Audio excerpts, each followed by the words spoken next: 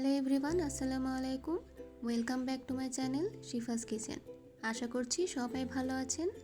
আজকে আমি আপনাদের জন্য নিয়ে এসেছি কলার মজাদার পোয়া পিঠার রেসিপি। কলা নরম হয়ে গেলে অনেকেই খেতে চায় না, ফেলে দেয়। তাই কলা ফেলে না দিয়ে এভাবে পিঠা বানিয়ে খেতে পারেন। পিঠাটা এত বেশি মজা হয়, বানানোর সাথে সাথেই শেষ হয়ে যাবে এবং যে কোনো গেস্ট আসলেই কিন্তু এভাবে পিঠা বানিয়ে পরিবেশন করতে পারেন। সবাই আপনার প্রশংসা করবে। তাহলে চলুন চলে যাওয়া যাক মূল প্রস্তুত প্রণালীতে। প্রথমেই নিয়ে নিব ডিম একটি। এর মধ্যে দিয়ে দিচ্ছি লবণ সামান্য পরিমাণে। এরপর আমি অ্যাড করব চিনি 2 টেবিল চামচ। চিনিটা আপনারা চাইলে বাড়িয়ে দিতে পারেন, যে যতটুকু মিষ্টি প্রেফার করেন সেই অনুযায়ী। তারপর চিনির সাথে ডিমটাকে আমি ভালো করে ফেটিয়ে নিব। দেখতেই পারছেন চিনিটা গলে গিয়েছে। এ পর্যায়ে এতে অ্যাড করব গমের আটা 1 কাপ এবং দিয়ে দিব এরকম নরম হয়ে যাওয়া 3টি কলা।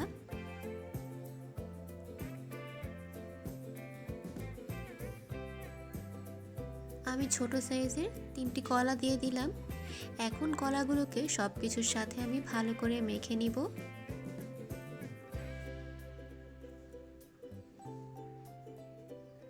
দেখতেই পাচ্ছেন এখানে এটা আমার মেখে নেওয়া হয়ে গিয়েছে। এখন এর মধ্যে অ্যাড করব গুঁড়া দুধ 2 টেবিল চামচ। এতে টেস্টটা আরও বেশি ভালো হবে। তারপর আমি আবারও ভালো করে মেখে নিব।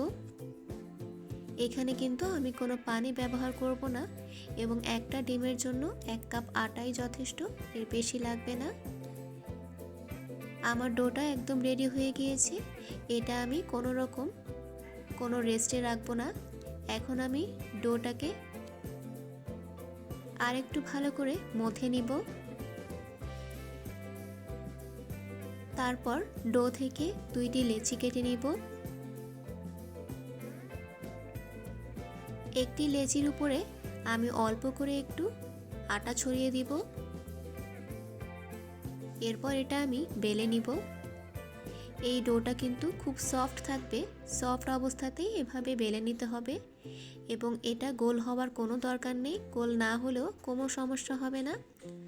আমি এখন এভাবে বেলে নিচ্ছি।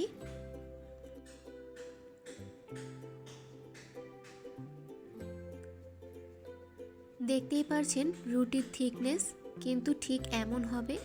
আমরা নর্মালি যেমন রুটি বানাই ঠিক তেমনটাই হবে।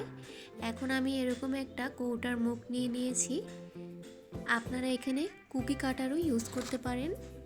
এটা দিয়ে আমি গোল শেপে রুটি থেকে অনেকগুলো করে কেটে নিব।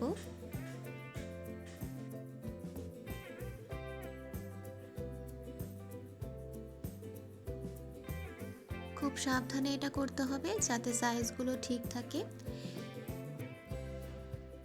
এখানে আমার সবগুলো কেটে নেওয়া হয়ে গিয়েছে, দেখতেই পারছেন। ঠিক এরকম সাইজ করে আমি সবগুলো কেটে নিব এবং এখন চলে যাব এগুলো ভেজে নিতে। তার জন্য একটি প্যানে পরিমাণ মতো তেল দিয়ে গরম হয়ে এলে তেলটা, এতে সবগুলো পিঠা আমি এক এক করে দিয়ে দিব। এ পর্যায়ে চুলার আঁচটা লো টু মিডিয়াম হিটে থাকবে এবং পিঠাগুলো আমি ব্রাউন কালার করে ভেজে নিব।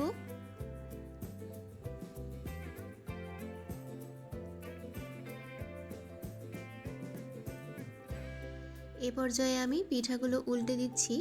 খেয়াল রাখবেন যেন পুড়ে না যায়।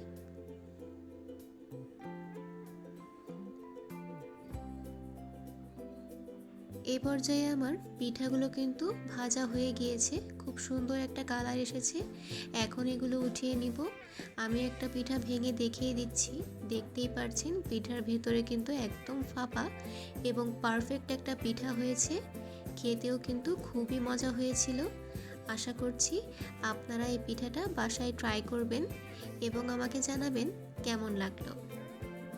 আমার এই মজাদার কলার পোয়া পিঠার রেসিপিটি যদি আপনাদের কাছে ভালো লেগে থাকে তাহলে অবশ্যই আমার ভিডিওটাকে শেয়ার করে দিবেন এবং আমার চ্যানেলটিকে সাবস্ক্রাইব করে পাশেই থাকবেন। ধন্যবাদ।